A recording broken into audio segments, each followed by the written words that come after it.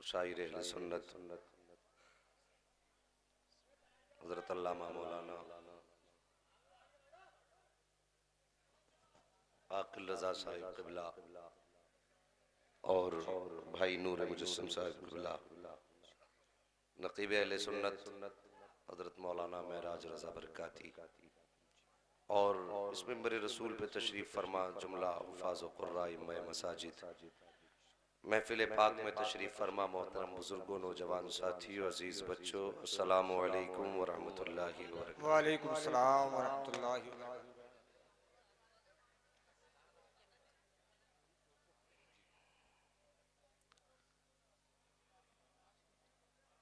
नहमदुहु व नुसल्ली व नुसल्लिमु अला रसूलिहिल करीम, अम्मा बअद, फ़अऊज़ु बिल्लाहि मिनश शैतानिर रजीम, बिस्मिल्लाहिर रहमानिर रहीम।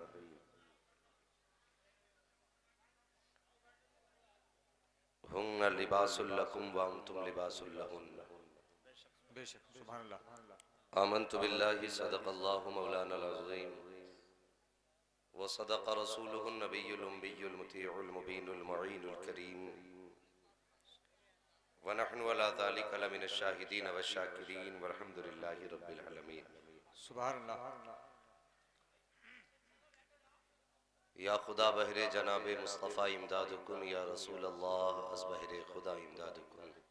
सुभान अल्लाह। या शहीद करबला, या दाफ़िए करबो बला, गुलरुखा शहज़ादे गुलगो क़बा इमदादुकुन। सुभान अल्लाह। गौसे आज़म बमने बेसरो सामा मददे क़िबले दी मददे काबे ईमा मददे, बेशक बगिरदाबे बला उफ्ताद कश्ती मदद कुन या मुईनुद्दीन चिश्ती। क़ादरी यमुना रे या गौसे आज़म ई ज़नम दमज़ शेख अहमद रज़ा ख़ां क़ुत्ब आलम ई ज़नम। सुभान अल्लाह। बलगल उला बिकमालिही कशफ़त दुजा बिजमालिही, हसनत जमीउ ख़िसालिही सल्लु अलैहि व आलिही। करूँ तेरे नाम पे जाँ फिदा, न बस एक जाँ दो जहाँ फिदा। बेशक दो जहाँ से भी नहीं जी भरा, करूँ क्या करोड़ों जहाँ नहीं। सुभान अल्लाह। जिसको अपने नबी से जितना प्यार है उतनी आवाज़ के साथ दुरूद पाक पढ़ लीजिए। अल्लाहुम्मा अल्लाहुम्मा सल्ली अला सल्ली अला सय्यिदिना सय्यिदिना मुहम्मद व बारिक व सल्लिम। सल्लल्लाहु अलैहि सलातो व सलाम नबीना अलैका या मौलाना रसूलल्लाह मुहम्मद इमादिल जुदी वल सल्लल्लाहु करम तआला अलैहि वसल्लम। वालिही व अस्हाबिही व बारिक व सल्लिम सलातो व सलामुन अलैका या रसूल अल्लाह सल्लल्लाहु तआला अलैहि वसल्लम। भाई, जो लोग दूर दूर बैठे हैं, अगर ये सामने आ जाएं तो फिर सामने वालों का मुंह देखकर ही तकरीर हो जाएगी। मेहरबानी करो, थोड़ा सा आगे आ जाइए। गले में हार पड़ा है, चुभ गया। ऑपरेटर साहब, इसका थोड़ा इको कम कर दें। बाकी सब कुछ ठीक है, हल्का इको कम कर दें जो बात समझ में आ जाए।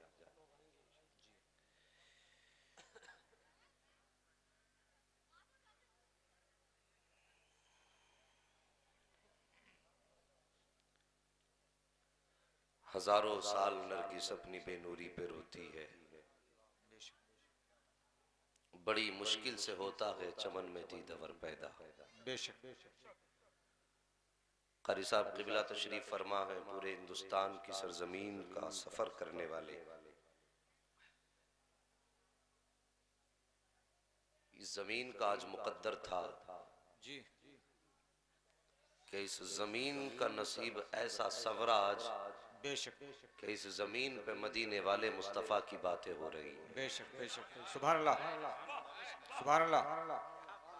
क्या बात है। साहिब, जिसे चाहा दर पे बुला लिया, बेशक जिसे चाहा अपना बना लिया। बेशक बेशक ये बड़े करम के हैं फैसले, ये सुभान बड़े अल्लाह। सुभान नसीब की अल्लाह। बात है। सुभान अल्लाह। बेशक ये बड़े करम के हैं फैसले, ये बड़े नसीब की बात है। साहिब, बैठकें रोज मिलेंगी, जी। फ्री की चाय भी रोज मिलेगी। वोट के नाम पे खूब खाओगे और 4 दिन खा के भूल जाओगे। लेकिन ये महफिल मदीने वाले मुस्तफ़ा की महफिल है। जी बेशक बेशक हाँ, ये मदीने वाले मुस्तफ़ा की महफिल है। बेशक। क़िबला, ये महफिलें रोज रोज नहीं सजा करती। इन महफिलों में बैठ कर के 5 साल के फैसले नहीं होते, पूरी जिंदगी के फैसले हो जाए। सुभान अल्लाह सुभान अल्लाह, बहुत अच्छे, क्या बात है। 5 साल के फैसले नहीं, पूरी जिंदगी के फैसले हो जाते। जी जी जी अभी भाई महराज रजा ने कहा था ये तो आते रहेंगे जाते रहेंगे, जी जी जी लेकिन हम यहीं थे और हम यहीं रह जाएंगे। बेशक बेशक साहिब, नियत भी अच्छी तरह आप सबकी जानते होंगे, वो क्यों आ रहे हैं और क्यों जा रहे हैं, बेशक बेशक। ये तो सबको पता है। लेकिन एक बात सच कह दूं, थोड़ी कड़वी बात है, हो सकता है यहाँ आने में मेरी नियत में लालच हो। बेशक कारी साहब, हो सकता है मेरी नियत में लालच हो, इन उलमा की नियत में कोई ना कोई मकसद और मतलब हो, कोई अपना जाती फायदा हो। लेकिन जितने ये सामने बैठे हैं ना, इनका जाती कोई मकसद नहीं, सिर्फ मदीने वाले का इश्क लेके बैठे। सुभान अल्लाह सुभान अल्लाह, बहुत अच्छे, क्या बात है। इसमें रियाकारी नहीं हो सकती। जी जी जी और यार ये वक्त भी दे रहे हैं, पैसा भी दे रहे हैं।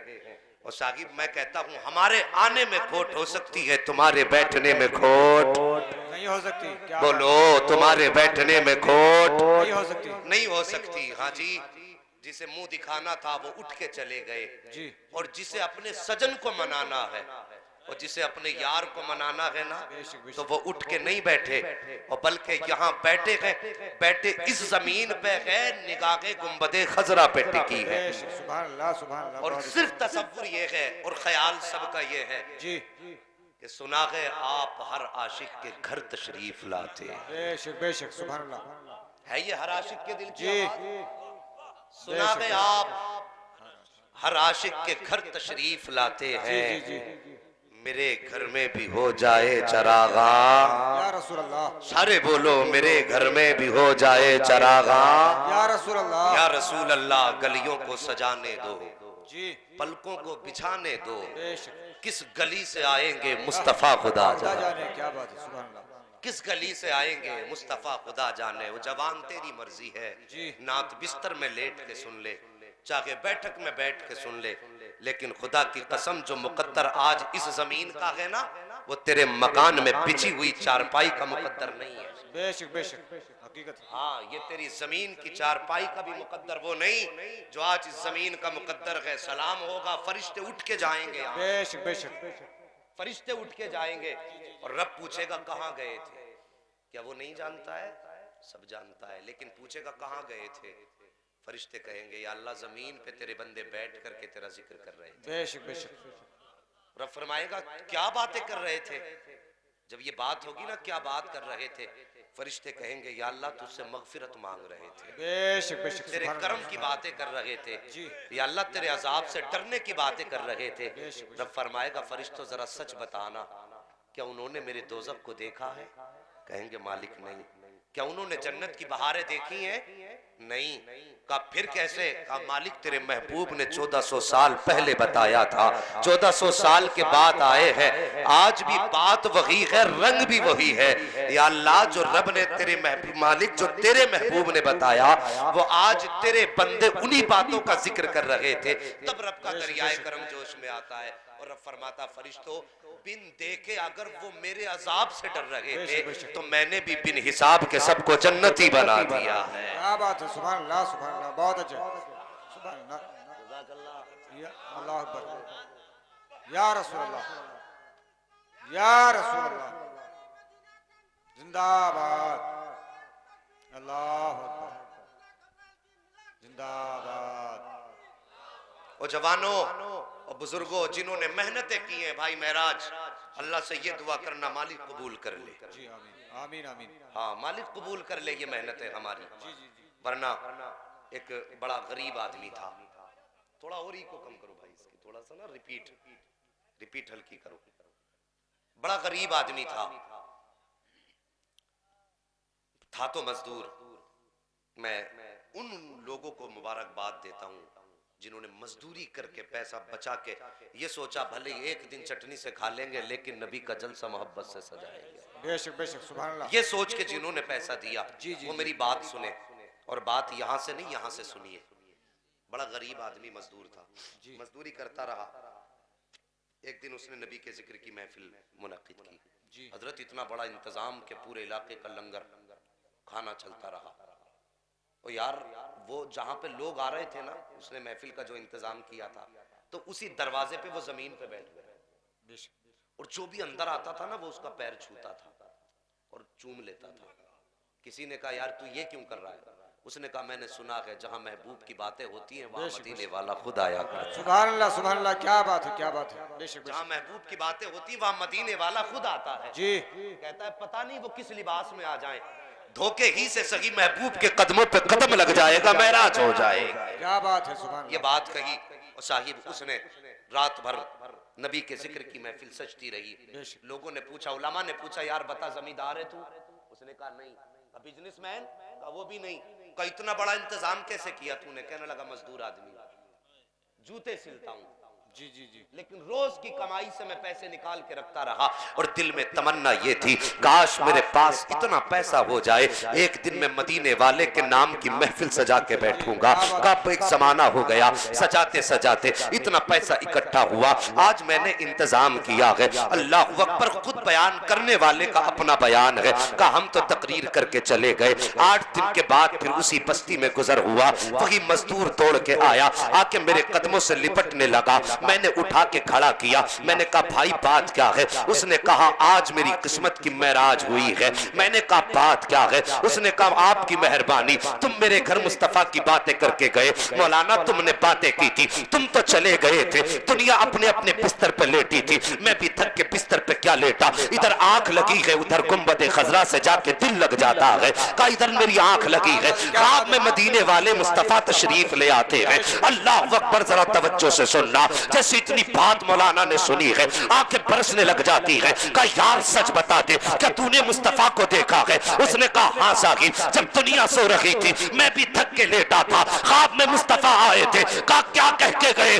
उसने कहा जब ख्वाब में मुस्तफा आए तो मुझे सीने से लगा के गए और जलसे की मुबारकबाद भी दे के गए हैं। और आका कह के गए थे अरे ये तो दुनिया की महफिल है, कयामत आ लेने दे, हजारों अरबों की महफिल में हम तुझे हाथ पकड़ लेंगे, जन्नत में दाखिल करके। नाराए तकबीर, नाराए रिसालत, मसलके आला हजरत हमारे नबी की शान मुफ्ती हम्माद मियां साहिब तिबला। आशाइब वल्लाह वो सुन लेंगे, फरियाद को पहुंचेंगे। इतना भी तो हो कोई जो आह करे दिल से। क्या बात है। और यार किस्मत की महराज है, जलसा नबी का है। बेशक। और भाई महराज ने कहा पता नहीं क्या होगा जलसे का। मैंने कहा यार कुछ भी हो, परेशान क्यों होते हो? जी जी। बस तुम मेहनत करते रहो। जी जी। सिला देना मुस्तफा का काम है। बेशक बेशक। हाँ, किसी की फिक्र मत करना, टांगे भी खींचेंगी, लोगों के मुंह भी चलेंगे, बेशक। इसलिए कि जबाने तो मोल की नहीं है। जी जी जी। जिसकी मर्जी आती है मुंह चला देता है, जैसा चाहा जबड़े चला दिए। और यार तूने जबड़े चलाए, लेकिन जाना नहीं कि तेरे जबड़े चलने में अगर तेरे इन्हीं जबड़ों से दुरूद निकले तो मुस्तफा सुनते हैं, और तेरे जबड़ों से इन्हीं जबड़ों से अगर जलसे वालों की मुखालफत निकलेगी तो तुझे क्या लगता है मुस्तफा को खबर नहीं होगी? बेशक। अकीदा क्या है? क्या क्या बात लगता है नबी को खबर नहीं होगी? तो यार मेहरबानी कर, और जो मजदूर के घर की मिलाद का पता गुंबद खजरा में ले लेता है, क्या बात है। तो क्या वो इतने बड़े मजमे के आने को, उलमा के बोलने को सुनने वाला नहीं है? जी जी जी। और यार मैंने भाई महराज से कहा था सुनो, पिंडाल लगे ना लगे, लाइटिंग हो या ना हो, मेहनत करो, और जब जलसे की शाम आए ना तो बस इतना कह देना आने दो या डुबो दो, अब तो तुम्हारी जानी, कश्ती तुम्ही पे छोड़ी, लंगर उठा दिए। सुभान अल्लाह, सुभान अल्लाह। यार जलसा उनका, जी जी। बातें उनकी, अब जलसा जाने या जलसे वाला जाने। क्या बात है, क्या बात है। और न तेरे आने की जरूरत है न तेरे जाने से फर्क पड़ता है। जी जी जी। क्या बात है। लेट जा अपने घर, जितना भारी लिटैया हो, खुदा की कसम अगर तेरी कमी होगी ना तो अल्लाह फरिश्तों से पूरी कर देगा। बेशक बेशक बेशक। सुभान अल्लाह। जलसा महबूब का है भाई, मेहरबानी करो, बेशक बेशक। जलसों में मोहब्बत से बैठा करो। मैंने कहा था यहाँ मूड नहीं, यहाँ तकदीर बना करती है। जी जी जी जी। हाँ वो चले गए, 5 साल के लिए मुंह दिखाने जो आते वो चले गए, और जो आखिरत में मुंह दिखाने के लायक बनना चाहते वो अभी तक बैठे हुए। बेशक। सुभान अल्लाह, सुभान अल्लाह। हैरत होती, आदमी कहता जी सब जन्नती हैं, सब जन्नती हैं, फरिश्तों ने सजदे किए, औकात देखी है? जिस सिफत को फरिश्ते ने सजदा किया ना तो वो अबू बकर सिद्दीक की सिफत है। क्या बात है। बेशक। बंदा जब कहता ना हम सब जन्नत में जाएंगे, बेशक जाएंगे, मेहरबानी तो कर, जरा रहम खा अपने ऊपर, कुट पिट के गया तो खैर। जरा सोचो ठंडे दिमाग से, तुम्हें क्या लगता है चोरी करने वाला और 5 वक्त जमात से नमाज पढ़ने वाला एक जैसे हो सकते? नहीं। तुम अपने समाज की बात बताओ, खुद बताओ, जो रिश्वत लेता हो, ब्याज पे पैसे देता हो, और एक बंदा वो है जो 10 रुपए मेहनत से कमा के बच्चे पालता हो जी। क्या ये ब्याज का खाने वाला और मेहनत का खाने वाला बराबर हो सकता है? नहीं हो सकता है? नहीं। बहुत बड़ी बात नहीं करता, बस मोटी सी बात बता दूं, अगर दाढ़ी ना हो तो तकबीर नहीं पढ़ सकता। जी। सोच रहे? हकीकत। दाढ़ी ना हो तो तकबीर नहीं पढ़ सकता। बेशक। और अगर दाढ़ी है, कुरान मा यजूज़ु बिहिस्सलाह उसे आता है, तो इमाम भी बन सकता है। जी बेशक बेशक बेशक। तो जब दाढ़ी वाला और बेदाढ़ी वाला बराबर नहीं हो सकता, तो पाप करने वाला और नेकियां कमाने वाला कैसे बराबर हो सकता है? नहीं हो सकता। बेशक। तो हमारी अदालत है, जिसे चाहे बराबर खड़ा कर दिया हमने। जी जी जी। बात कुछ लोग कहते हैं इन मौलवियों से तो हम अच्छे। तो मेहरबानी कर भाई, रहम करो, मौलवियों से हम अच्छे कैसे हो गए? वो कब से अच्छे हो गए? फरमाया गया आलिम अगर सोता रहे ना और बेपढ़ा लिखा आदमी पूरी रात खड़े होकर इबादत करता रहे, फरमाया गया उसका सोना उसके जागने से ज्यादा अफजल है। बेशक बेशक। मेहरबानी करो, मैं ये नहीं कहता मेरे हाथ छूमो, मैं ये नहीं कहता मेरे लिए खड़े हो, मैं कहता हूँ साहिबो अपने अमाल भी बचाओ, अपना ईमान भी बचाओ। जी जी जी। समझ रहे मेरी बात? अल्लाह सबको मुस्तफा का मदीना दिखा दे। आमीन। जरा सारे लोग कहते हैं या रसूल या अल्लाह, रसूल अल्लाह। उन्ना लिबासुल लकुम व अंतुम लिबासुल लहुन्न। तुम्हारी औरतें तुम्हारा लिबास है और तुम उनका लिबास हो। जी जी जी। अपनी औरतों का लिबास हो। मतलब क्या है?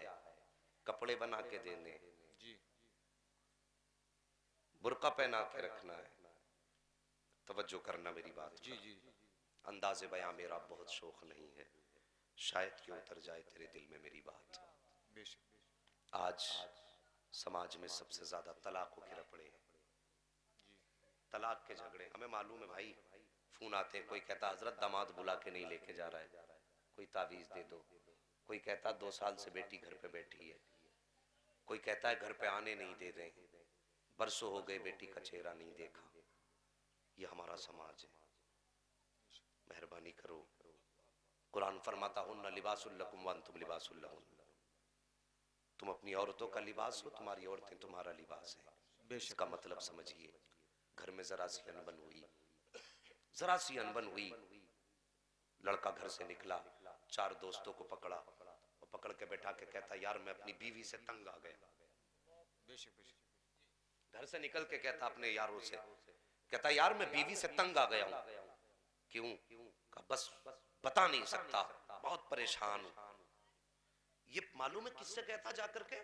वो जो चौराहों पे ठलुए खड़े रहते हैं जी, जो खुद का ये मामला है कि जो खुद घर के अंदर अपने दूसरे भाइयों के टुकड़ों पे पलते, जो आज तक अपनी जिंदगी का फैसला न कर सका, उससे चौराहे पे जाके कह रहा यार मेरा घर खराब हो गया। और यार जो जिंदगी न संवार सका वो तेरा घर क्या संवारेगा? और बीवी तेरी थी, जिंदगी तुझे उसके साथ गुजारनी थी, और चौराहों पे जाके यारों पे जाके तुमने बुराइयां की, और फिर पर्दे का तो कोई एहतमाम ही नहीं। जितने देवर होते सबसे पहले शर्त समझते हैं कि इनका मुंह दिखाया जाए। निकाह हो के घर में बीवी आई, पहले दोस्तों का हाथ पकड़ के कहता देख यार चल मुंह दिखाई नहीं कर रहा है। लानत हो ऐसी जिंदगी पर। बीवी तेरी थी, तमाशा तूने बनाया, और डायरेक्ट इनडायरेक्ट सारा मामला तूने जाके चौराहे पे कहा मेरी बीवी से जिंदगी में कोई बन नहीं पा रही है, लाके समझा दे। वो आया घर में आके कहता है भाभी भैया ने शिकायत की है, जरा ऐसा ना करो जिससे भैया को तकलीफ हो। खुदा की कसम जैसी बीवी ये बात सुनती है उसका कलेजा टुकड़े टुकड़े होने लगता है। वो सोचती है मैंने बाप छोड़ा इसके लिए, मैंने भाइयों को छोड़ा इसके लिए, मैंने बहनों को छोड़ा इसके लिए, जिन गलियों में पली थी वो गलियां छोड़ी इसके लिए। यार अगर अपने दरवाजे पे 4 दिन जानवर पाल लो, उसको हाथ से चारा चारा खिलाओ तो जानवर से प्यार हो जाया करता है। फिर बाप तो बेटी को 18 साल तक सीने से लगा के पालता है। अगर पालने के बाद तुम कुर्बानी के लिए जानवर को लेकर के जाओ तो मालिक कहता है साहब मेरे सामने ज़िबा मत करना, इसको मैंने 1 साल तक अपने खूंटे से रख के पाला है। अगर किसी जानवर को काटा जाता है तो पालने वाला आंखें बंद कर लेता है। यार जिस बेटी को बाप ने 18 साल सीने से लगा के पाला, जब तू उसको अपने घर के अंदर लेकर के आया है तो सोच कितना बड़ा पत्थर बेटी ने सर पे रखा होगा, सीने पे रखा होगा। बाप के रिश्ते तोड़े तेरे लिए, भाई का रिश्ता छोड़ा तेरे लिए, सहेलियां छोड़ी तेरे लिए, अपने रिश्तेदार छोड़े तेरे लिए, सब कुछ छोड़कर तेरे दरवाजे पे आई है, सब कुछ तुझे अपना माना है और सारे रिश्ते आकर के तेरे दामन से वाबस्ता इसलिए कर लिए कि वो जानती है कि अब जिंदगी गुजरेगी तो तेरे दामन में गुजरेगी, अगर बहारें आएंगी तो तेरे आंगन में आएगी। और यार जरा सी खता क्या हो गई, तूने उस बीवी के चौराहों पे निकलने के बाद उसकी मुखालिफत शुरू कर दी। तूने इतना तक नहीं जाना कि जिस मुखालिफत की खबर मेरी बीवी के कानों तक पहुंचेगी तो उसके जिगर पे क्या गुजरेगी। यार मेहरबानी करो, बीवियों की रुसवाई चौराहों पे ना किया करो, अपने घरों की इज्जत को चौराहों पे नीलाम ना किया करो। घर ऐसे नहीं चला करते। आ तुझे बता दूं घर कैसे चला करते हैं। अल्लाह अकबर, मेरे नबी करीम सल्लल्लाहु तआला अलैहि वसल्लम की जिंदगी देखो। अल्लाह अकबर, तुम कितने भी शान वाले हो जाओ,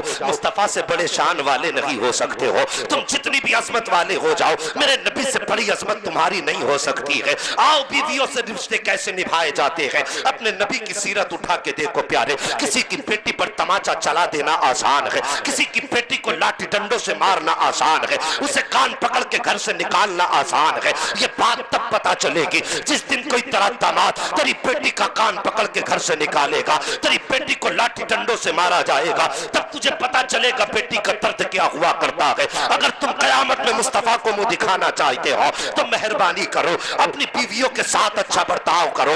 आज एक मैसेज मेरे मोबाइल पर आया, एक खातून ने लिखा था कि मेरे शोहर जो है मुझसे कहते तू मेरे पैर की जूती है, पैर की जूती बन के रहेगी, मैं अपनी माँ को नहीं छोड़ सकता हूँ, मेरी माँ के कदमों के नीचे जन्नत है, बता तेरे पास क्या मिलेगा। तो मैं कहता हूँ जाहिलो गवारो जो ऐसी सोच रखा करते हो, आओ नबी का फरमान सुनो, मदीने वाले बिस्तरे मर्ज पे आराम फरमा है। अल्लाह अकबर, मौत की कुर्बतों का वक्त है, करवटें बदल रहे हैं। उस वक्त मेरे नबी ने फरमाया था ए दुनिया वालों सुन लो, मेरे सहाबा सुन लो, मेरा दुनिया से जाने का वक्त आ गया है। लेकिन बताना चाहता हूँ जब खुदा की बारगाह में आओ तो याद रखना अपने ऊपर ना तो बीवी का हक लेकर के आना, ना गुलाम का हक लेकर के आना। इबादत के बाद अगर सबसे पहला सवाल कयामत में होगा तो तुमसे तुम्हारी बीवी के बारे में पूछा जाएगा। रब फरमाएगा बता जिसने तेरे नाम रातें कर दी तूने उसके साथ जिंदगी कैसे गुजारी, जिसने अपने दिनों रात तेरे नाम पे कुर्बान कर दिए तुमने उसके साथ जिंदगी कैसे गुजारी। अगर सुनो आखिरत की भलाई चाहते हो तो अहद कर लो बीवियों के हक खा के ना जाओ, हक दे के जाओ। इधर बीवी मुस्कुराएगी उधर मदीने वाला मुस्तफा मुस्कुराए। क्या बात है, नारे तकबीर, नारे रिसालत, मसलके आला हजरत, फैजाने हुजूर ताजु शरिया, हम सबकी बख्शिश का जरिया यार जन्नत में मेहरबानी जाने करो, आए दिन तलाक के मसले हद हो गए, सर में दर्द हो गया, बनती नहीं बीवी से शर्म नहीं आती। जी जी जी, और चौराहे पे खड़े होकर के मुंह चला दिया। और जब ये बात बीवी के कान तक पहुंचती तुम्हें क्या लगता है वो तुम्हारे लिए पानी लेके खड़ी होगी। घरों के हालात बेहतर करो। फरमाया गया जिन घरों के अंदर बीवियां अच्छी होती हैं वो घर दुनिया में जन्नत हुआ करते हैं। बेशक बेशक, कैसे होते हैं? जन्नत जन्नत हुआ करते हैं। वो मत बोलो जो बीवी से डरा करते हो, हाँ परवाह नहीं है। जिस घर में बीवी अच्छी होती है वो घर कैसे होते हैं? जन्नत। घरों के हालात बेहतर करो, मेहरबानी करो, बीवियों के साथ अच्छा बर्ताव। मेरे नबी की जिंदगी देखो। अल्लाह अकबर। बता दूं खैरियत है? जी जी जी, अभी आपको बरेली वाले मुफ्ती साहब की भी बातें सुननी है। जी जी, हाँ ये मत सोचना आज तो पता नहीं कितने खतीब बैठा के रख दिए। जी जी जी, हाँ बस तवज्जो कीजिए, मेरे नबी की जिंदगी देखिए प्यारे, आका करीम की जिंदगी देखो, हमारे घरों के हालात। एक दिन ना मेरे नबी हजरत आयशा सिद्दीका रज़ी अल्लाह ताला अन्हा बात चलने लगी, बात ही बात में, और इस रिवायत को बयान किया गया मेरे नबी बिस्तर पे लेटे हुए थे। कहाँ लेटे हुए थे? बिस्तर पे आराम फरमा रहे। हजरत आयशा सिद्दीक़ा का बयान है, फरमाती मैं घर के अंदर बैठी थी, अचानक ना दरवाजे पे दस्तक हुई, दरवाजा बजा। फरमाती मैं गई, दरवाजा खोला, जैसी दरवाजा खोला ना एक बूढ़ी औरत आई और यूं आंखों पे हाथ उसका, आके कहने लगी आयशा तेरा घर वाला नजर नहीं आ रहा है।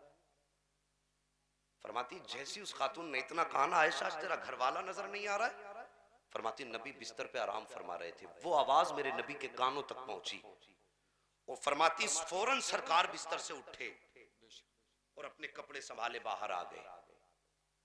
जैसी उस औरत को देखा मेरे नबी ने हाथ पकड़ा, बैठाया, बैठाने के बाद फरमाया आयशा घर में कुछ है? फरमाती घर में कुछ खजूरें थी मैंने पेश कर दी।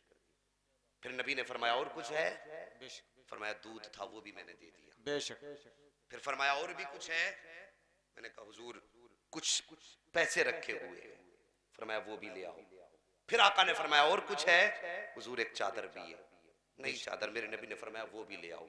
फरमाती नबी ने सारे सामान लेके उस बूढ़ी औरत के गोद में रख दिया। बेशक बेशक।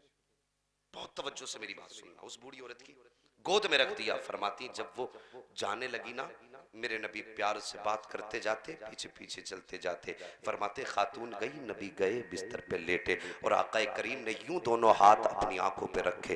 फरमाती हजरत आयशा मैं सहन में थी, नबी कमरे के अंदर थे और सरकार जब रोए ना हिचकी भर के, मुझे आका करीम के रोने की आवाज बाहर आ गई। मेरे दिल में ख्याल आया कि वो पता नहीं क्या बात है, लेकिन उस वक्त फरमाती मैं पहले सोच रही थी नबी से पूछूंगी कि ये खातून कौन है जिसके लिए नबी ने इतना सब कुछ दे दिया। अल्लाह अकबर। फरमाती मैं बाहर बैठी थी, नबी के अंदर से रोने की आवाज आई। आयशा सिद्दीक़ा फरमाती मैं बर्दाश्त न कर सकी। फरमाती मैंने छलांग लगाई, नबी के बिस्तर पे पहुंची और फरमाती जब मैंने जाके नबी के दोनों हाथ चेहरे से हटाए ना, आका करीम का चेहरा पूरा आंसुओं से तर हो चुका था। सरकार बड़े दर्द के साथ रो रहे थे। मैंने जैसे जाके नबी के हाथ उठाए और अपनी गोद में मुस्तफा का सर रखा और रखने के बाद कहा था ए महबूब बता तो सही किस बात ने रुला दिया है, बता तो सही रोने की वजह क्या है। अल्लाह अकबर। आयशा सिद्दीक़ा फरमाती है मेरे नबी फरमाते हैं आयशा तुम भी पूछना चाहती थी ना ये खातून कौन है। अल्लाह अकबर। आप फरमाती मैं चुप हो गई हूँ।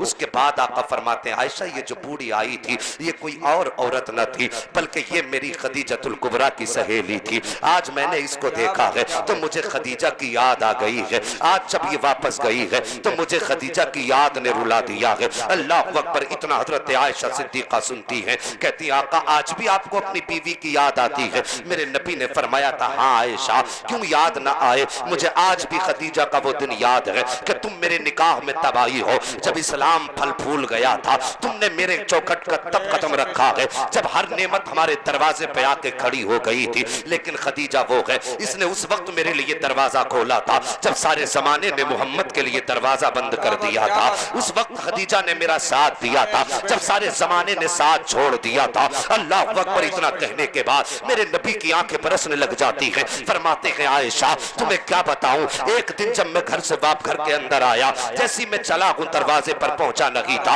इतने में अचानक में जैसी दरवाजे पे पहुंचा, फरमाते आयशा मैंने अभी दरवाजे पे दस्तक भी नहीं दी थी, मैंने कभी खांसी भी नहीं की थी, जैसी कदम रखा है कदम बाद में दरवाजे पे पहुंचा, दरवाजा पहले खुल गया था। जैसी दरवाजा खुला मैंने जाके कहा था खदीजा जरा सच तो बता आज इतने दिन हो गए तेरे साथ रहते रहते, इतना वक्त गुजर गया तेरे साथ रहते रहते, लेकिन बता तो सही कभी दरवाजे पे आकर के आवाज देने की जरूरत नहीं पड़ी है, कभी दरवाजे पे आने के बाद दरवाजा बजाने की जरूरत नहीं पड़ी है। ए खदीजा बता तो सही दरवाजा कैसे खोल देती हो। फरमाते हैं आयशा सुनो उस वक्त खदीजा ने कहा था या रसूल अल्लाह आप जैसी गली में मोड़ मुड़ा करते हैं पहले चौराहे पे होते हैं, आका आप दरवाजे पे बाद में आते हो, नबूवत की खुशबू घर में पहले आ जाया। क्या बात है। नारे तकबीर, नारे रिसालत, मसलके आला हजरत फैजाने हुजूर ताजुल शरिया मुफ्ती हम्माद मियां साहिब किबला। यार बीवी देखो अभी शौहर दूसरे चौराहे पे है, खुशबू ने बता दिया। फरमाती दरवाजे पे आप बाद में आते हो या रसूल अल्लाह, खुशबू पहले आ जाती है और मैं तो खुशबू सूंघ के पहचान लेती हूँ मेरा माही आ गया, मेरा महबूब आ गया। अल्लाह अकबर फरमाते हैं आयशा, जब मैंने घर में कदम रखा मेरे सर पे चोट के निशान थे, बदन पे खून के धब्बे थे। आयशा ने मेरा चेहरा देखा, देख के रोने लगी, कहने लगी लगता है महबूब आज फिर तेरी कौम ने तुझको जुल्म से और पत्थरों से सताया है। अल्लाह अकबर फरमाते हैं आयशा, जिस वक्त खदीजा ने ये बात कही ऐसा लगता था जैसे किसी ने तसल्ली के लिए सर पे हाथ रखा, मेरी चीख निकल गई। खदीजा ने मेरा हाथ पकड़ा, ला के बिस्तर पे बैठाया। आका फरमाते हैं आयशा तुम्हें क्या बताऊं, जब मैं घर से गया था तो घर में कोई खाने का सामान न था, लेकिन जब मैं वापस आया मुझे खदीजा ने जब बैठाया और बैठाने के बाद अपने पैर के पास से एक प्याली उठाई है, उस प्याली के अंदर खजूरें थी, साकिब खजूरें। फरमाते मेरे नबी के आयशा खदीजा ने एक खजूर हाथ में ली, मेरे मुंह के अंदर दी, दूसरे हाथ में दूध का प्याला लिया, फिर दूध के प्याले को हाथ में लेकर के मुझे पिलाया। फरमाते हैं एक खजूर खिलाती जाती थी और दूध पिलाती जाती थी और साथ में कहती जाती थी महबूब उदास ना हो, एक दिन ऐसा भी आने वाला है कि ये पत्थर मारने वाले तेरे मजहब का परचम लेके आगे बढ़ेंगे, महबूब उदास ना होना। आका फरमाते हैं जब आखिरी खजूर रह गया मैंने हाथ पकड़ा खदीजा का, जरा तवज्जो से सुनना ये आखिरी जुमला। आका फरमाते हैं कि जब आखिरी खजूर रह गया मैंने खदीजा का हाथ पकड़ा और मैंने कहा खदीजा मैंने तो खा लिया है, लेकिन सच बता तूने भी खाया है कि नहीं खाया है, तू बता तूने कुछ खाया है कि नहीं खाया है। और जवानों तुमसे बात कहना चाहता हूँ, यहीं पे ठहर के कुछ अर्ज करना चाहता हूँ। आज हम चौराहों पे जाते हैं, हमारा मूड फ्रेश होता है, यारों में बैठ के ठट्टे लगाते हैं, हमारा मूड अच्छा होता है, लेकिन जैसी घर में कदम रखा बीवी का चेहरा देखा, चेहरे पे 12 बज जाया करते हैं, ऐसा लगता है किसी का जूता खा के आया है। जैसी बीवी पूछती है खाना के नहीं खाना है, खाना लगा दिया गया है, तेवर चढ़ा के बैठ जाता है, सीधे मुंह बात करने के लिए तैयार तक नहीं है। यार जरा रहम किया कर, वो तेरी जीवन साथी है, उसने खाना लगाया, तूने एक बार भी उससे नहीं पूछा तूने खाया कि नहीं खाया, तूने जानवरों की तरह रखा देखा, खाया पेट भरा बाहर निकल जाता है। यार तूने उससे क्यों नहीं पूछा, वो भी तो सुबह से तेरा रास्ता तक रही थी, वो भी तो सोच रही थी शाम को शोहर आएगा तो उसके साथ बैठ के खाना खाऊंगी, जब वो आएगा तो उसके साथ बैठ के खाना खाना है, तूने अपना पेट भर दिया। यार तू तो यारों के साथ चाय पी के आया है, दोस्तों की महफिल में नाश्ते करके आया है, लेकिन इससे पूछ सुबह जब तू घर से गया था तेरे कपड़े कहीं पड़े थे, बर्तन कहीं छोड़ के गया था, तेरे घर का बिस्तर बिगड़ा हुआ था, तेरे घर में कूड़ा पड़ा था, लेकिन जब तू शाम को आया है एक एक कपड़ा तुझे तय लगा मिला है, घर के अंदर सफाई मिली है, बिस्तर तुझे सजा मिला है। मैं तुझसे पूछना चाहता हूँ जब तू गया तो हर चीज में तरतीब छोड़ के गया था, अब जब आया है हर चीज तरतीब से लगी है, मुझे बता तो सही ये तेरा बिस्तर किसने सवारा है, तेरे कपड़े किसने उठा के रखे हैं, तेरे घर में सफाई किसने की है, तेरे बर्तन किसने धोए हैं, तेरे फेंके हुए जूतों को सीधा किसने किया है। तू कहेगा मेरे घर में नौकरानी नहीं है, कोई काम करने वाली अलग की दाया नहीं है, मैं कहता हूँ हाँ साकिब बिस्तर भी इसने ठीक किया है, कपड़े भी तेरे इसने ठीक किए हैं, तेरे घर की सफाई भी इसने की है। यार ये तो सुबह से काम करते करते थक गई, इसने एक घूंट पानी का नहीं पिया, सिर्फ ये सोच करके कि शाम को शोहर आएगा तो उसके साथ खाना है, शाम को शोहर आएगा उसके साथ बैठना है, और तूने आकर के पहले चेहरा बिगाड़ लिया। तूने एक बार उससे क्यों नहीं पूछा कि तूने खाया है कि नहीं खाया है, अपने पेट भर के चले जाते हो। यार वो तेरा जीवन साथी है, तेरी शरीक हयात है, तेरे दुख और गम की साथी है, तेरी खुशी की साथी है। मजा तो तब था जब तू दस्तरखान पे बैठा था, लुकमा मुंह में बाद में लेके जाता, पहले बीवी से पूछ लेता बता तूने भी खाया कि नहीं खाया है। खुदा की कसम खा के कहता हूँ इधर बीवी का दिल खुश हो जाता, उधर करम मदीने वाले गुंबद खजरा के आका का। नाराए तकबीर, नाराए रिसालत, मसलके आला हजरत हमारे नबी की शान मुफ्ती हम्माद मियां साहिब किबला। अगर ये जिंदगी होगी ना तो फिर तलाकें नहीं होंगी। जी जी यार तुम अपना पेट भर के चले गए, उससे एक बार भी नहीं पूछा तूने खाया कि नहीं। जी जी जब तुम्हें उसकी परवाह नहीं, वो जूता लेके खड़ी नहीं होगी तो क्या करेगा। बेशक मैं कहता हूं उसकी भी रजा कुछ तलाश करो, खाने से पहले उससे पूछ तूने खाया कि नहीं। अगर वो चुप है तो हाथ पकड़ के बैठा, मैं खाना बाद में खाऊंगा पहले तू खा। जी जी जी और यार इतनी सी बात कह दो, बस इतना औरत का दिल रख लो, फिर चाहो उसे पैर की जूती बनाओ, चाहो फिर उसे जमीन पे जैसा चाहो वैसा चलाओ, और तुझसे पूरी जिंदगी उफ नहीं करेगी, मगर शर्त पहले उसका भी तो दिल जीतना जानो। जब मन में आया तब कूट लिया, जब मन में आया तब पीट लिया, बाहर ऐसे निकला कपड़े झाड़ के जैसे इससे बढ़िया कोई है ही नहीं। औरत को मारना जवान कोई कमाल नहीं है, अगर वो पिट रही है ना कमजोर नहीं है, ये याद रखना। अगर तो तुम मार सकते हो, एक बीवी भी मार सकती है। जी जी जी।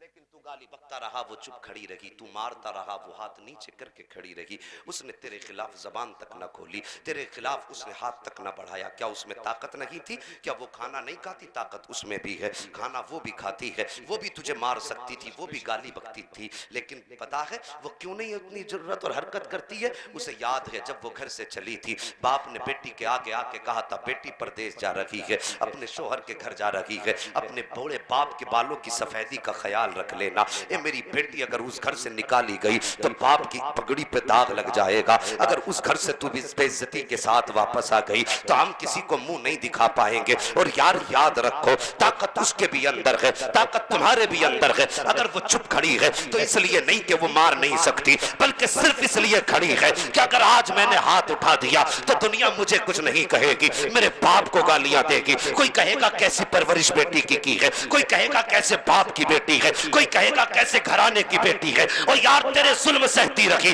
तेरी मार खाती रही, सिर्फ इस बुनियाद पर कि दुनिया तुझ पे जुल्म कर ले लेकिन मेरे बाप पे कोई उंगली ना उठा सके। और यार बेटी होती है कि सारे जुल्म सहे हैं तो तेरे लिए नहीं, बूढ़े बाप की सफेदी के लिए सही है। अगर तुझे जन्नत चाहिए तो बीवियों को सताया ना करो, उन्हें मनाया करो। अगर इधर बीवी दुआ दे देगी, उधर मदीने वाले मुस्तफा जन्नत का इशारा। क्या बात है, नारे तकबीर, नारे रिसालत, मसलके आला हजरत हमारे नबी की शान। तुमसे किसने कह दिया बीवी के पास जन्नत नहीं है? मर के देख लड़के, फिर बताते जन्नत तेरा बाप दिलाता है क्या? हाँ, लोग कहते बड़ा कड़वा बोलता है ये मौलवी, ऐसा नहीं बोलना चाहिए, लेकिन सच कहता हूं, जब हमारे एतकाद इतने कमजोर हो जाए ना कि गला दबा के मर जाओ, शफात कब्र में ही रखी है। चल बेटे पता चले भाई, हक है उसका आप पर, मेहरबानी करो। उसको सता के अगर जन्नत में जाने की कोशिश करोगे ना, पहले गरेबान पकड़ के पुल सिरात पे रोकेगी। इन उलमा से पूछो कितना लंबा चौड़ा रास्ता है, लंबाई बता देता हूँ, चौड़ाई ये बता देंगे। लंबाई 500 बरस की है। कितनी? 500 बरस। चौड़ाई इनसे पूछो फिटों में होगी कि गजों में होगी?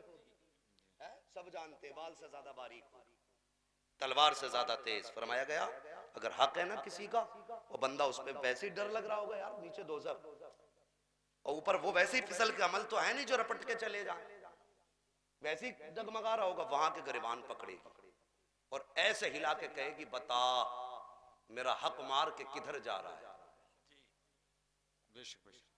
समझ रहे, मेरा हक मार के जी किधर जा रहा है? यार अपनी बोझ बन जाएंगे। और फिर गरिबान पकड़ के हिला दिया उसने, फिर किधर जाएंगे? मेहरबानी करो, हक अदा करके मरो। तवज्जो है आपकी? मैंने कहा था कभी खाने से पहले इनसे भी पूछ लिया करो जी कि तुमने क्या खाया क्या नहीं। वो एक कमेंट उस पे व्हाट्सएप पे और फेसबुक पे एक साहब कहने लगे, जी गलती आयशा की है, गलती आयशा की है, उसे ऐसा नहीं करना चाहिए। मैं कहता हूँ भाई कुछ तो सोच लो, मेहरबानी करो। गलती उसकी जरूर है, लेकिन तुम क्या अंधे हो गए हो? चलो चल के फिर सारे लोग मिलकर आयशा के लिए बद्दुआ करते हैं और आरिफ के गले में हाथ डालने चल करके, उसके गले में हार डाले जाएंगे यार। आज आयशा, उसके बाप से पूछो जिसने बेटी खोई है, जी जी जी, उसके बाप से पूछो जिसने बेटी खोई है, क्या दर्द होता है बेटी के खोने का। कारी साहब क़िबला ने बड़ी अच्छी बातें कही, जब यहाँ से रुखसत होती है तब खानदान रोता है जी। और जिस घर से जवान बेटी की लाश उठी होगी उस घर का आलम क्या रहा होगा। बेशक है? सोचो, मेहरबानी करो जवानों, अगर ऐसे कोई हमारी वजह से मर गया ना तो लोग कहते हैं मौलवी कड़वा बोलता, पता चलेगा जन्नत कितनी मुश्किल से मिलेगी। इतनी भी सस्ती नहीं प्लेट में उठा के खा ली। हाँ, बहुत मुश्किल है जन्नत का मामला भी। मेहरबानी करो, किसी को सताया ना करो, किसी को रुलाया ना करो, और मेहरबानी करो हक दे के मरो, हक खा के मत मरो जी।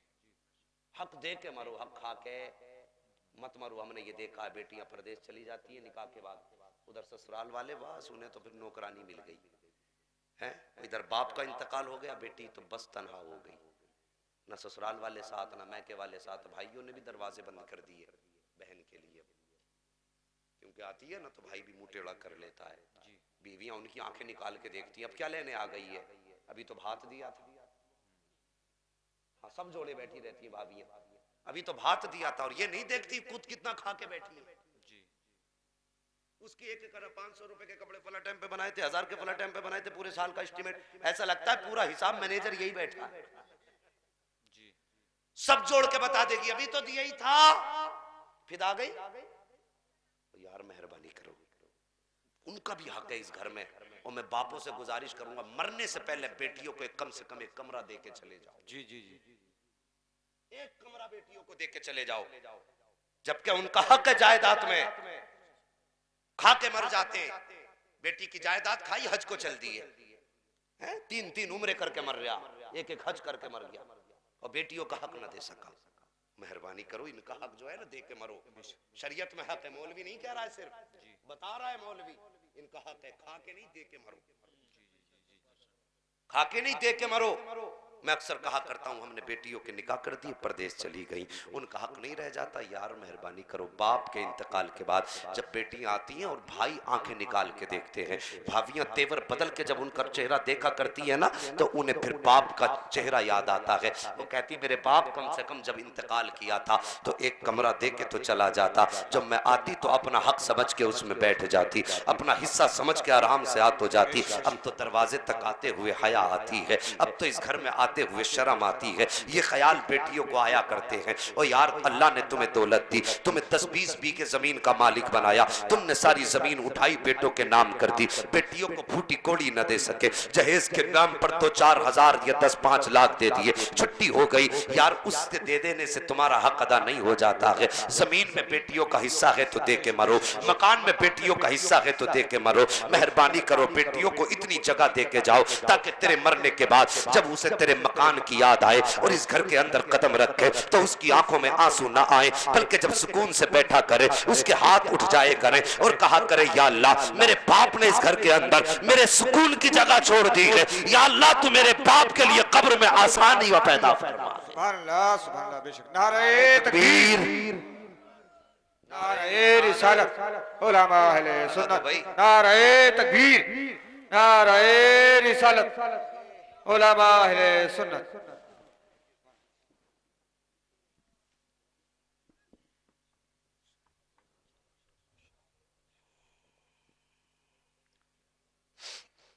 बैठ जाइए, वक्त भी बहुत हो गया है।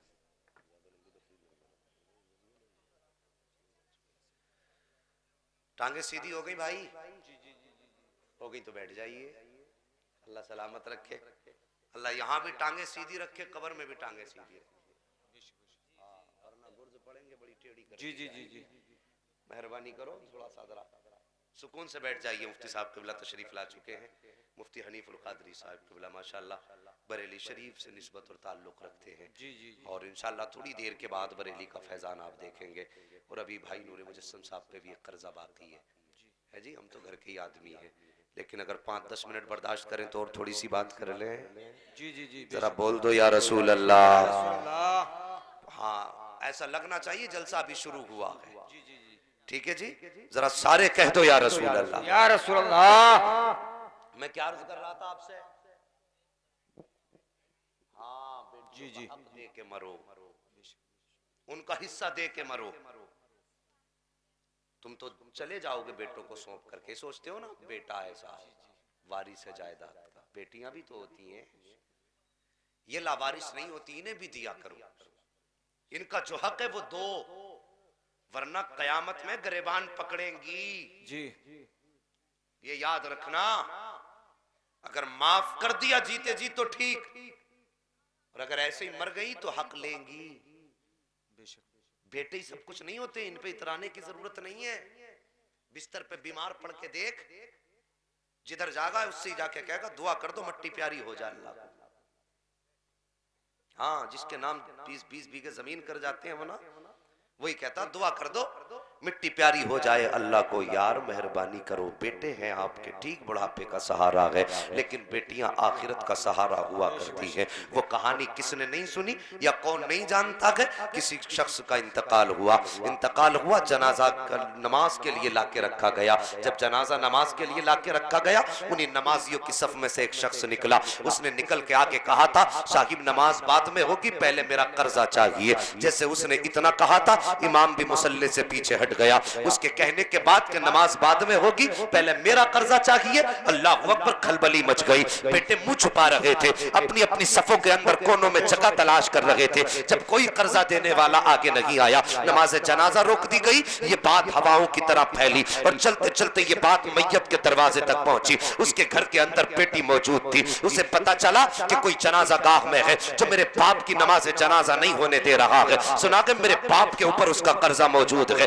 बेटी ने इतना सुना, अपने मकान की चाबियां ली है, बच्चों का हाथ पकड़ा है, वहां पहुंची जहां पे जनाजा रखा हुआ था। और जाने के बाद उसने अपनी चाबी हाथ में लेकर के पहले बाप के जनाजे के करीब गई है। बाप के चेहरे से कफन हटाया, हटाने के बाद माथा चूमा और चूम के कहा था, मेरे बाप परेशान ना होना, अभी तेरी बेटी मौजूद है। मेरे होते हुए कोई तेरी नमाज जनाजा को कैसे रोक सकता है? इतना कहने के बाद बेटी ने फिर उन लोगों की तरफ रुख किया जिधर वो कर्जे वाला खड़ा था। कहा, कौन है जिसका मेरे बाप पर कर्जा है? एक शख्स आगे बढ़ा, उसने कहा, तेरे बाप पर मेरा इतना कर्जा है। उस बेटी ने अपनी मकान की चाबी उठाई और उसकी गोद में डाल के कहा, लेकिन मेरा मकान बेच दे और उससे जाकर के अपने कर्जे के पैसे ले ले। अगर फिर भी तेरा कर्जा पूरा ना हो तो आ जाना मेरे दरवाजे पे, मैं औलाद बेच दूंगी, तेरा कर्जा अदा करूंगी। अल्लाह अकबर, इतना सुनना था, उसकी चीख निकल जाती है। चाबी वापस करके कहता है, बहन मुझ पे किसी का कर्जा नहीं, मेरा कर्जा किसी पे नहीं है, बल्कि ये जो जनाजा पड़ा है इसका मेरे ऊपर कर्जा 3 लाख का था। मैं इसका कर्जा वापस करने आया था, लेकिन मैं सोचने लगा इसका सही वारिस कौन होगा, किसको इसका कर्जा दिया जाए। वो कहता कि मैंने ये सोचने के बाद मैंने ये काम किया। उसने फिर बेटी को बुलाया और उसका पैसा बेटी की गोद में डाला और डालने के बाद कहा था, बेटी माफ कर देना, जनाजे की नमाज इसलिए नहीं रोकी गई कि तेरे बाप पे मेरा कर्जा था, बल्कि इसलिए रोकी गई है कि तेरे बाप का मेरे ऊपर कर्जा था। साकिब, ये बेटियां हुआ करती है, जब जनाजों की नमाजें रोकी जाती है तब बेटियां काम आया करती है और तुम इन्हीं बेटियों को लावारिस बना के चले जाते हो। इनका जायदाद में हक नहीं दिया जाता है, इनका हिस्सा नहीं दिया जाता। और जब हिस्सा नहीं दिया जाता, इनको याद आती है बाप की दहलीज की, जब याद आती है बाप के उस मकान की जिसके अंदर दीवार बाप के हाथ की खड़ी है, जिसमें दरख्त बाप के हाथ का खड़ा है, तो सोचती है चलो बाप ना सही उसके हाथ का बनाया मकान देख ले, बाप ना सही उसके हाथ की बनाई दीवार देख ले। अल्लाह अकबर, ये सोच के आया करती है। भाभियां कहा करती हैं, घर में मत आया कर, तेरे आने से सुकून खत्म हो जाता है, तेरे आने से आराम खत्म हो जाता है। तो बहनों के कलेजे तड़प जाते हैं। बेटियां कहती है, भाई तेरे दरवाजे पे दौलत लेने नहीं आए थे, तेरे दरवाजे पे रोटी खाने नहीं आए थे, हमें तो बाप की याद आई थी जो तेरे दरवाजे पे चले आए थे। अल्लाह अकबर, ये कहती हुई बेटियां घर से निकलती हैं और कब्रिस्तान जाके बाप की कब्र पे खड़े होकर कहती हैं, मेरे बाप अच्छा किया तूने जो किया है, काश एक मकान दे के आ जाता जो हम तर तर की ठोकरें ना खाते। ओ यार मेहरबानी करो, तुम जायदाद छोड़ के जा रहे हो, कब्र में साथ नहीं लेके जाना है तो इतना जरूर कर लेना, जब मरो तो जब बेटे आए तो सादा कागज मत मंगा लेना। बेटियों से छुप करके बेटों को भुला करके उनके अंगूठे अपनी जमीन के उनके अंगूठे अपनी जमीन पे मत ले लेना, उनके नाम जायदाद सारी मत कर देना, बल्कि जो बेटों का हक है वो बेटों को दे के मरना, जो बेटियों का हक है वो बेटियों को दे के मरना। और यार जब ऐसे करके जाएगा तो खुदा की कसम तीजा 40वां बाद में होगा, फातिहा बाद में होगी, दुरूद बाद में होगी, तू कब्र में बाद में आएगा, मदीने वाला पहले तेरी कब्र में। क्या बात है, नारे तकबीर, नारे रिसालत, मसलक के आला हज़रत अहमद मियां साहिब क़िबला। तो यार सब खा के मर गए, कोई बेटियों को देखने वाला तक नहीं। और कह दिया जाए कि बाप की जायदाद में तेरी इस्तेमाल कर रहा है, भांजी गरीब है कुछ मदद कर दे, तो पता जालिम क्या कहता, हाँ दे दूंगा 2-3 लाख, भीख दे रहा है, उसे शराफत तो समझता है, 2-3 लाख दे देंगे, कर रहे हैं मदद। बाप की करोड़ों की संपत्ति पे सांप बन के तू बैठे, और इससे ज्यादा तो बाप की जायदाद में ज़कात निकलेगी। बेशक जितना तू इमदाद में देना चाहता है उसके बाद समाज में कहते हैं अगर खुदा ना करे कोई भांजी यतीम हो जाती है ना, और बहनें बेवा हो जाती हैं, और अगर भतीजों की भांजों की आदमी शादी करता है ना, तो अगर वलीमे का खाना अपने जिम्मे ले लेगा ना, तो बड़ा अजीब दौर है भाई। जिम्मे ले लेगा वलीमा, और खाना के टेबल सजे होंगे ना, तो बीवी औरतों में घूम रही होगी, आप मर्दों में टहल रहा होगा, और जाके कहेगा ना जिस टेबल पे बैठेगा, भाई कोई कमी रह जाए तो माफ कर देना, ये बेशक मैंने अपनी तरफ से किया, बेचारे की उसकी तो औकात नहीं थी जो वो कर देता। जी जी जी एहसान करके रुसवा करते हैं।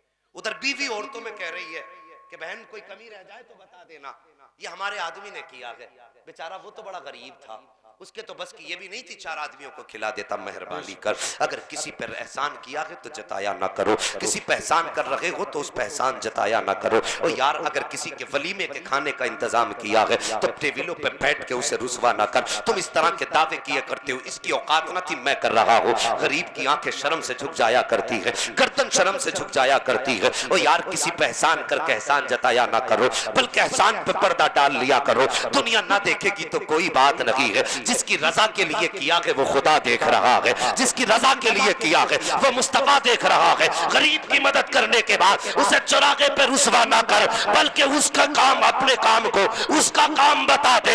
ये किसी पे जाहिर ना कर कि मैंने मदद की है तब ये हो रहा है। अगर पता भी चल जाए पर्दा डाल के कह दे यार जरिया मैं था, करने वाला खुदा है। जब तेरी नीयत ऐसी होगी, जुमले ऐसे होंगे, तो खुदा की कसम इधर गरीब भी मुस्कुराएगा, मदीने वाला मुस्तफा भी मुस्कुराएगा। क्या बात है। नारे तकबीर, नारे रिसालत, उलमा अहले सुन्नत, फैजाने तमाशा हुजूर बना के रख नाज़िल। दिया भाई।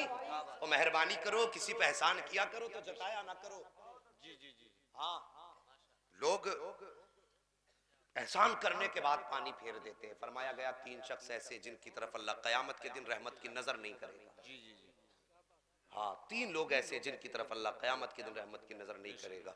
2 की बात छोड़िए, तीसरे की बात करूं। फरमाया गया जो किसी पे एहसान करके एहसान जताएगा ना, अल्लाह उसकी तरफ अपनी नजरे करम भी नहीं करेगा। और बख्शिश और मगफिरत तो बहुत बड़ी बात है, रब उसकी तरफ अपनी शायान शान देखना भी गवारा नहीं करेगा। मेहरबानी करो, किसी पे एहसान करके अगर जता दिया सब खत्म हो जाएगा। जलसे में पैसे दे के कह दिया हाँ हमने इतने पैसे दिए थे तो जलसा हुआ। तो भाई आखिरत के लिए भी कुछ तैयारी करके मरो।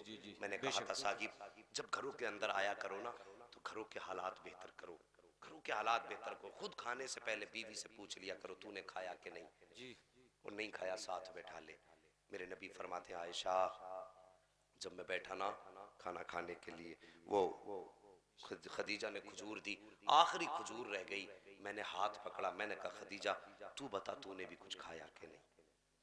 फरमाते जब मैंने इतना कहा, आका फरमाते मेरी खदीजा की आंखें बरसने लगी, मेरी खदीजा की आंखें बरसी और मेरा हाथ रोक के कहने लगी या रसूल अल्लाह, अगर भूख की वजह से हमारा कुछ नुकसान हो गया तो सिर्फ हमारा नुकसान होगा। आका अगर आपको कुछ हो गया तो सिर्फ खदीजा का नुकसान नहीं बल्कि सारी कायनात का नुकसान हो जाए। बेशक बेशक। जी जी आका अगर खदीजा को कुछ हुआ तो मेरे जैसी 1000 बेटियां पैदा होंगी, जी। लेकिन आका आपके जैसे कायनात में कोई दूसरी खातू, आपके जैसी कायनात में कोई दूसरी जात पैदा नहीं हो सकती है। अल्लाह अकबर। मेरे नबी फरमाते आयशा मुझसे खदीजा इतना प्यार करती थी। अल्लाह अकबर। ये अज़दवाजी जिंदगी होती है, ये मियाँ बीवी के रिश्ते होते हैं। हमने रिश्तों को तमाशा बना दिया, हमने हक जताने का जरिया बनाया रिश्तों को, हमने खेल बना दिया। यही वजह है घरों में झगड़े हैं, घरों में बरकतें खत्म हो गई हैं। अल्लाह अकबर। जरा सी बात पर शोहर नाराज हो जाए तो फिर औरत की खैरियत नहीं है। हाँ, औरत की खैरियत नहीं है। मेरे नबी की प्यारी बीवी हजरत आयशा सिद्दीक़ा रज़ी अल्लाह तआला अन्हा, मेरे नबी एक दिन गुस्ल फरमा के बाहर निकले ना, आपके हाथ में आटा था, आपने थोड़ा आटा लिया सरकार के बदन पे यूं लगा दिया। नबी फिर गए, फिर नहा के आए और आका फरमाते आयशा अगर पहले लगा दिया होता तो नहा भी इकट्ठा लेते। ये जुमले थे। आज मजाल है अगर तौलिया छोदी और छू दी औरत ने तो फिर खैरियत नहीं है। मिजाज अच्छे करो, अखलाक बेहतर करो।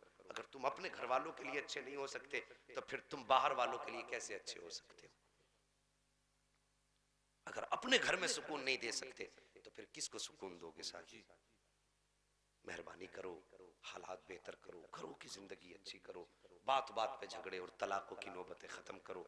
जिंदगी गुजारने का तरीका सही निकालो। और यार अगर कोई बीवी किसी की सख्त मिजाज भी है, मैं ये नहीं कहता सारे शोहर गलत हैं, वो बीवियों से भी गुजारिश है मेहरबानी करो शोहरों की इज्जत किया करो। अगर शोहर कहता बाजार नहीं जाना है तो ये सबसे पहले निकलेगी। वो कहते दुपट्टा सर से ना उतर जा, तो दुपट्टा सर से उतरने की बात साहिब बदन पे ही नहीं होगा। मना क्यों करा, शक करता है इस बात पे आके, बस दुपट्टा बदन पे ही नहीं रहेगा। वो जन्नतें ऐसे नहीं मिला करती माँ बहनों। तुम्हें तो फरमाया मेरे नबी ने तुम्हें बड़ी कसरत की तादाद में दोज़ख में देखा गया, मर्दों की तो फिर भी खैर है, मेहरबानी करो। फरमाया औरतों को ज्यादा तादाद में देखा है। तुमसे भी गुजारिश है शोहरों की इज्जत करो। जन्नतें ऐसे नहीं, जन्नतें शोहर की फर्माबरदारी में मिला करती है। फरमाया मेरे नबी ने अगर खुदा के बाद इबादत का हुक्म होता तो मैं सबसे पहले, सजदे की इजाजत होती तो मैं सबसे पहले औरत को हुक्म देता कि वो शोहर को सजदा करे। इतना बड़ा रुतबा शोहर का है, और तुम अपने शोहरों की नाफरमानी करके जबान चला करके आखिरत अपनी बर्बाद ना करो। अल्लाह करीम हमें सबको अपने महबूब के फरामीन पे अमल करने की तौफीक अता फरमाए। फरमाया गया हुन्ना लिबासुल लकुम व अंतुम लिबासुल लहुन, तुम्हारी औरतें तुम्हारा लिबास है और तुम अपनी औरतों का लिबास हो। इसका मतलब यह है औरतों के राज अपने पास तक रखो और तुम्हारी औरतें तुम्हारे राजों की हिफाजत करें। जब तुम बीवियों की मुखालफत चौराहों पे करोगी, और फिर नौबत पंचायतों में आ जाती है, जब पंचायत में आती है तो औरत शोहर की बुराइयां 4 लोगों में करती है और शोहर औरत की बुराइयां 4 लोगों में करता, फिर वो ऐब खुल खुल के आते हैं जो बाप को भी नहीं पता होते मेरे बेटे में कब से ये है। हाँ, फिर इज्जतों के जनाजे निकलते हैं। मेहरबानी करो, तुम्हारी इज्जत को मेरे नबी ने काबे की अजमत से ज्यादा बड़ा बताया है। इस इज्जत की हिफाजत करो। मेहरबानी करो, झगड़े हो चौराहों पे ना लाओ, घर की बातें घरों में निपटा लिया करो। अल्लाह करीम मेरी गुफ्तगू पे पहले हमें अमल की तौफीक अता फरमाए और उसके बाद पूरी उम्मत मुस्लिमा को अमल की तौफीक अता फरमाए। सारे लोग कलमा शरीफ पढ़ लीजिए, ला इलाहा। है जी, थक गए हैं क्या? कलमा शरीफ पढ़ ले, सारे जोर से पढ़े, ला इलाहा इल्लल्लाहु मुहम्मदुर रसूलुल्लाह। बच्चों हुए अगलात उनको माफ फरमाए रब्बे कायनात। जिंदगी ने दिया साथ, फिर होगी मुलाकात, चमन रहा फूल खिलेंगे, जिंदगी रही फिर मिलेंगे। मुसाफिर हैं हम भी, मुसाफिर हो तुम भी, किसी मोड़ पर फिर मुलाकात होगी। फकीरान आए सदा कर चले, सदा खुश रहो ये दुआ कर चले। अजीज़ान मिल्लत इस्लामिया, मुफ्ती साहब क़िबला तशरीफ फरमा गए और बरेली शरीफ का फैजान आप देखेंगे। झलक भी वहीं की होगी और फिर बरकतें भी वहीं की होंगी। मुझे मालूम है जिस मेहनतों से आपने इस जलसे को सजाया है, उसी मोहब्बत के साथ इंशाअल्लाह इसको पाई तकमील तक पहुंचाएंगे। बैठेंगे ना इंशाअल्लाह? हाथ नहीं उठवा रहा हूँ, सिर्फ कहलवा रहा हूँ। बैठेंगे इंशाअल्लाह। अल्लाह सलामत रखे। बड़े अच्छे लोग हो, कोई देखे ना देखे मुस्तफा देख रहे हैं। हाँ, कोई देखे न देखे मुस्तफा देख रहे हैं। बस अल्लाह हाजिरी कबूल फरमा ले। हमारी ड्यूटी नबी नबी करने की थी, आपकी ड्यूटी नबी नबी सुनने की है। अब मेरे बाद मुफ्ती साहब क़िबला और नूरे मुजस्सम भाई ये पढ़ेंगे, मोहब्बत से सुने। हमारे किसी मेहमान को यह एहसास ना हो कि साहब इन लोगों ने हमें प्यार से नहीं सुना है। हाँ, ये एहसास नहीं होना चाहिए, सबको प्यार से सुनना है। और एक बात याद आ गई, इसी जमीन के सामने जो मकान है, कुछ दिन पहले क्या नाम था उनका, महबूल हसन भाई, उनका एक हादसे में इंतकाल हुआ। बड़ा ये एक सानहा था और एक ऐसा हादसा था जिसने हर दिल को झंझोड़ के रखा और हर शख्स सुनने के बाद गम में डूब गया। और अभी मुझे एक हमारे भाई की और खबर मिली श्रीकमपुर में, जिनका भी जवानी में विशाल हुआ है। अल्लाह हमारे इन दोनों भाइयों को आज की रात के सदक़े में जन्नत अता फरमा दे। इन उलमा इकराम की आमद के सदक़े में या अल्लाह हमारे उन दोनों भाइयों की मग़फ़िरत फरमा। और मौला करीम हमारी इस बस्ती से जितने भी मरहूमीन गए हैं, ईमान पे अगर गए हैं, अल्लाह सबको जन्नत अता फरमा दे। बस वमा अलैना इल्लल बलाग। अस्सलामु अलैकुम व रहमतुल्लाहि।